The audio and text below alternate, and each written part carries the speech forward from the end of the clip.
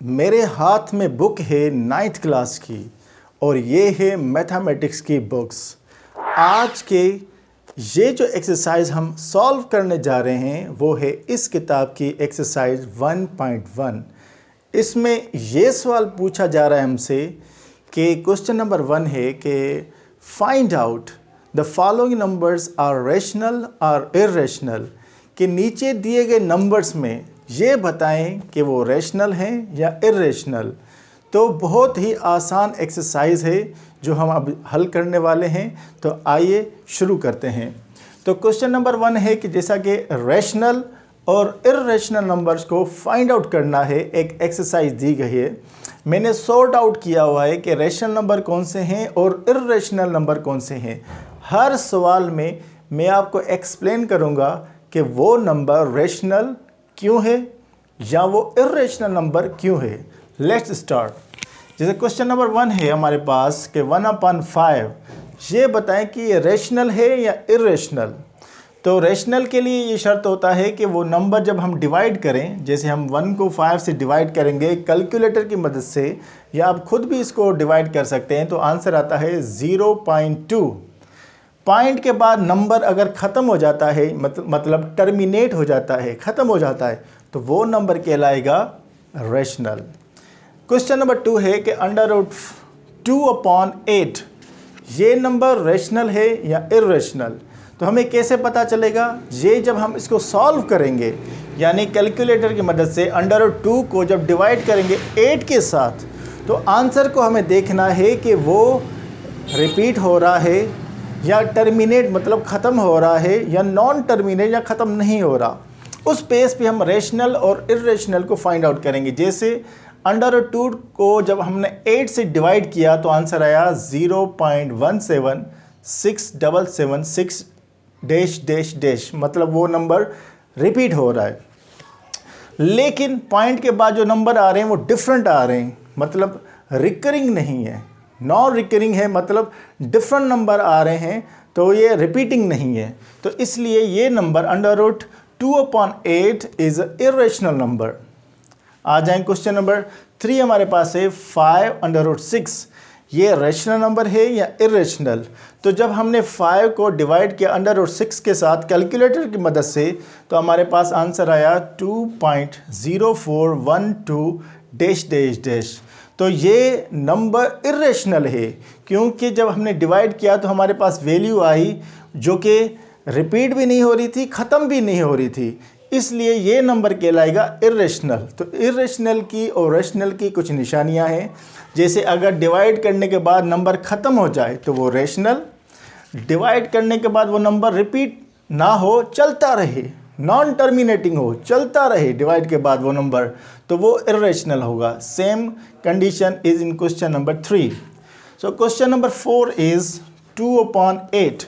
क्या ये रेशनल है या इर्रेशनल? तो डिवाइड करने के बाद हमारे पास वैल्यू आई 0.25, आगे नंबर रिपीट नहीं हो रहा, यहीं पर ख़त्म हो गया।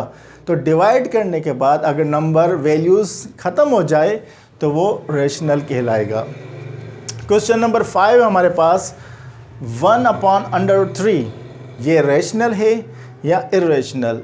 तो डिवाइड करने के बाद हमारे पास वैल्यू आई 0.5773 और ये ख़त्म नहीं हो रहा और सेम नंबर रिपीट भी नहीं हो रहे, तो इसलिए ये नंबर इर्रेशनल कहलाएगा। नंबर 6 क्वेश्चन है √8। √8 को जब हमने सॉल्व किया कैलकुलेटर की मदद से तो वैल्यू आई 2.8284 डैश डैश डैश। तो ये नंबर भी ख़त्म नहीं हो रहा और same value same number repeat नहीं हो रहा, इसलिए ये नंबर भी कहलाएगा irrational. Question number 7 E is Euler numbers. एक साइंटिस्ट है जिसका नाम, मैथमेटिशियन है जिसका नाम था रूलर्स नंबर्स या ऑयलर नंबर भी इसे कहते हैं, जो कि कांस्टेंट नंबर है। इसकी वैल्यू है 2.7182 डैश डैश डैश। अब देखें ये नंबर रिपीट होता जा रहा है, यानी सेम नंबर रिपीट नहीं हो रहा और नंबर ख़त्म भी नहीं हो रहा, तो इसलिए ई जो वैल्यू है जो कि कांस्टेंट नंबर है, ये भी इर्रेशनल नंबर है। उसके बाद 8वां नंबर है पाई। पाई की वैल्यू को देखें अगर हम तो 3.14159 डैश डैश डैश, ये वैल्यू भी ख़त्म नहीं हो रही। तो देखें आगे चलता ही जा रहा है नंबर, तो इसलिए ये नंबर कहलाएगा इर्रेशनल। अगर डिवाइड करने के बाद कोई वैल्यू पॉइंट के बाद ख़त्म हो जाए तो वो रेशनल, और ख़त्म ना हो तो इर्रेशनल। क्वेश्चन नंबर 9 है √5, क्या ये रेशनल है या इर्रेशनल? तो जब √5 को कैलकुलेटर की मदद से हमने सॉल्व किया तो आंसर आया 2.2360 डैश डैश डैश। तो ये नंबर चलता ही जा रहा है और सेम नंबर रिपीट नहीं हो रहे, इसलिए ये नंबर भी इर्रेशनल है। क्वेश्चन नंबर 10 इस तरफ है 22/3, क्या ये रेशनल है या इर्रेशनल?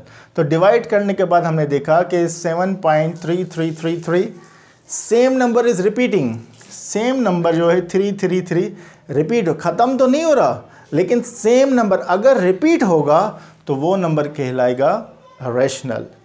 उसके बाद 11 नंबर पर है 1/पाई। अगर 1 को डिवाइड करें पाई के साथ तो हमारे पास वैल्यू आएगी 0.31830 डैश डैश डैश। डिवाइड करने के बाद अगर हमारे पास वैल्यू ख़त्म ना हो और सेम नंबर इसकी तरह सेम नंबर रिपीट ना हो तो वो इर्रेशनल होगा। यहाँ पे देखें डिफरेंट नंबर्स आ रहे हैं और ये ख़त्म भी नहीं हो रहा, तो इसलिए ये नंबर भी कहलाएगा irrational. And the last one is 11/12। 11/12 को जब हम डिवाइड करते हैं तो हमारे पास जो आंसर आता है वो है 0.916666 डैश डैश। अब ये नंबर डिवाइड करने के बाद ख़त्म तो नहीं हो रहा, टर्मिनेट नहीं हो रहा, ये नॉन टर्मिनेटिंग है, प्लस में लास्ट में देखें जो नंबर है वो रिपीट हो रहा है बार बार। तो जो नंबर डिवाइड करने के बाद ख़त्म ना हो मीन्स नॉन टर्मिनेटिंग हो, और उसके बाद जो लास्ट नंबर है वो रिपीट हो या पॉइंट के बाद कोई भी नंबर सेम आता जाए तो वो कहलाएगा रेशनल नंबर। उम्मीद है कि आज की ये एक्सरसाइज आपको पसंद आई होगी। अगर कोई क्वेश्चन है मैथ के मुतालिक जो 9th क्लास के हैं, इंशाअल्लाह बाकी नेक्स्ट वीडियोस में आप देखेंगे, पूरी बुक की वीडियोस बनाएंगे। आप हमारी हौसला अफजाई करते रहें, हमें सपोर्ट करें, चैनल को सब्सक्राइब करें और आगे शेयर करें। Thanks a lot.